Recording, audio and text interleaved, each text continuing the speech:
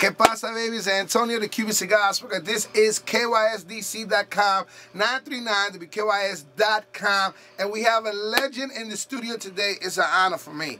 Trust me when I tell you, my man, Heavy D. What's up, baby? What's good, family? How you doing? Welcome to the Chocolate City. Nice to be here. Back here, I should say. Okay. Old stomping grounds. That's right. And we was talking earlier. First of all, I was happy to have somebody my height that I could finally talk to. But I really wanted to know why so long? Why it took Heavy D so long to get back in the scene as an artist? Well, you know, I was focusing a lot on the acting career. Okay. And which is doing great. Then I have a 9-year-old daughter as well. Okay. And I wanted to really be present in her life. I wanted to be a father. And I can't anyway. I can't speak for anybody else, but I couldn't juggle the balance of being, you know, Heavy D, the artist, and then Daddy. And I chose Daddy.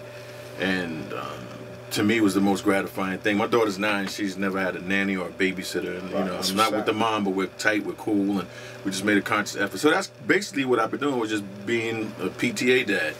And then in the meantime, you know, I was doing production stuff. Like I produced the Guns N' Roses record for Jay-Z and Lenny Kravitz, the Feel It in the Air record for Beanie Siegel, Summer Rain, Carl Thomas, you know, a couple different things. But really, we're just focusing on being dad. Okay, so now that your daughter's 9 and you're going back into becoming an artist again, right? Does she have a different perception of you? Is she shocked? Is she like, Daddy, you really could do this? Or what's her thoughts on you coming back to the scene? She, you know, she's 9. Okay. I mean, she loves me as a dad, and she's proud when I do things, but I don't compare to the Jonas Brothers. Okay. Oh yeah, you're right about that. You know, but you know, she knows what I am, what I've done, and she knows the influence. It's really sweet because she's just proud. Okay. You know, she doesn't like weigh it one way or the other if I'm bigger than somebody else or whatever. She's just happy that I'm her dad. So now, before we talk about the CD, because the song over here is just. I just stole this one, by the way. You got that. You ain't got CD coming, you know, in stores. Get that joint. Grammy nominated. Grammy nominated. Reggae, best reggae album. I mean, it's so the whole CD is reggae. The whole CD's reggae. So why influence you in doing reggae? Well, you know, that's where I'm from. That's where I was born. I was born in Jamaica. And I don't know if some people who follow me, they would know. Back in the day, I used to do all the records with like Super Cat and Buju Banton. And just, you know, just good to my roots. And what I felt like, you know, when I was going back into the studio, I was working on like the traditional Heavy D hip hop album.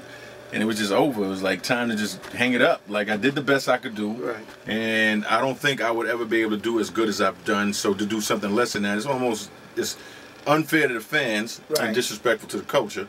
But I still had the urge in me to make something, and I wanted it to feel new, and I always wanted to do a reggae album. So I just went back to my roots and just, if I didn't love it, I would have never put it out.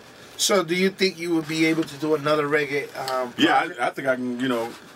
Oh, are you trying to do another reggae project after this? I'm sure I probably will. I probably will do another, but I can say that I will never do another rap album. Okay. You know, I may guest appear on, you know, give you a high 16 here and there, because that's probably all I could do at this point. But you know, because music is about passion, and you're in the business, so you hear a lot of people come out, and some of them been around a long time, and just because they put an album out doesn't mean it's going to be good. Right. I'm sure I want something to be good, and you have to lead with passion when it comes to art. So. I call those albums or those CDs ego CDs. Yes. Because the egos is so big that like, you know, I could do it again and like. Yeah, I mean, it wasn't even. I understand it because it's not an easy decision to do something you loved all your life, and then all of a sudden be like, yeah, I'm finished with it. And you know, but it's the best decision to make yourself rather than have someone else make that decision for you.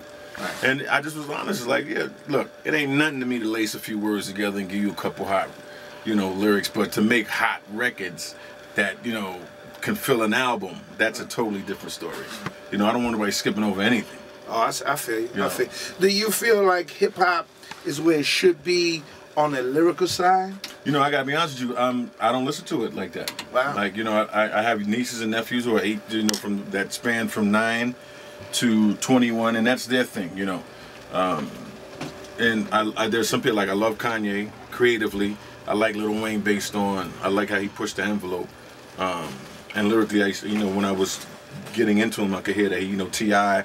But outside of that, you may be asking me the wrong question, because can you compare to a Jay-Z, you know, let's even go further back, a Rakim. Right. You know, you hear Rakim stuff now, you're like, he can say that right now and slaughter 90% of these cats out here. Right. So, you know, but I think it's, you know, I like that it's, you know, forever changing. And it's supposed to. Like when people say hip-hop is dead, it's supposed to be the way we know it. then it's supposed to grow into another. You know, the culture's never going to die, but the music is supposed to change. It's supposed to, you know, the evolution is what keeps everything alive. So before I let you go, and we talked about the incredible CD that you got to go and get. It is Grammy nominated. It is reggae. It's summertime, so it's a perfect moment. Perfect moment. Because I'm gonna take this CD and I'm gonna put it in my truck right now. It's called Vibes. It's called Vibes, and it's. I think this is the track the longest is going. Oh my God, this is this is fire. A real talk, and I think I put artists on a certain level. You know, and I think that when they're on a certain level, they have to be able to produce at a certain level. And I think that this CD, that particular song, is at that level. I was very surprised, first of all. Thank you. It was reggae, and that it was that good. Now, before I let you go, because I have to ask the question, you was able to do a song with Janet Jackson. Yes. So, what are your thoughts about Michael Jackson? You know, I worked with Michael too. Oh, did you? I did Jam with Michael.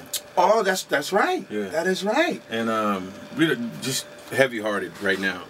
I mean, because, you know, I got a chance to do the record and the video with him, but I also was able to spend time with him. And through the years, we would see each other and be able to, you know, he would seek me out if we were in the same studio. We'd just talk, and just whether you believe it or not, as normal and as average as you could possibly imagine. And one of the biggest brains I've ever seen in the business. And there'll never be anything like that. I know people say, well, you never can say never, you know. No, there will never be anything like that. And for the simple fact that the way he thought, his work ethic, his creativity, you know, and then the music game has changed so much that it won't allow for it. You know, making records is almost not special anymore because everybody can do it. Right. You know, so, or everybody is doing it, I should say. Not everybody can do it, but there's a lot of stuff out there. So it's like, you know, it's just kind of everything's a little bit, you know, has thinned out, if you will. With the internet, you'll never see those kind of numbers that Michael Jackson. Right. 1 year, 30 million records. Now it's up to 70-something million records, and now obviously. And now the numbers are just going crazy. So. Right. I mean, it's just sad, man.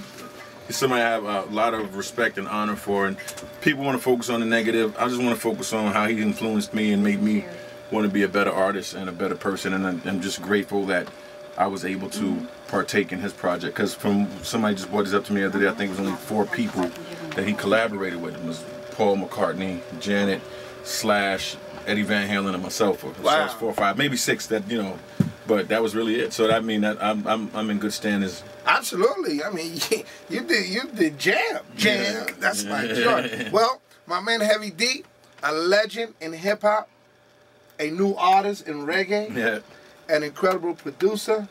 And I want to thank you for coming by, 939WKYS.com and KYSDC.com, and showing us love. And I hope everybody goes out and get the CD. It's summertime, even in the wintertime when it's cold, and you need to warm your body up, and you need some good music. This is the same vibes. Get it, sexy. It's just about the sexy. There you go. You know, I'm the sexiest Cuban you see. Antonio Cuban Cigar Smoker, Heavy D, we out.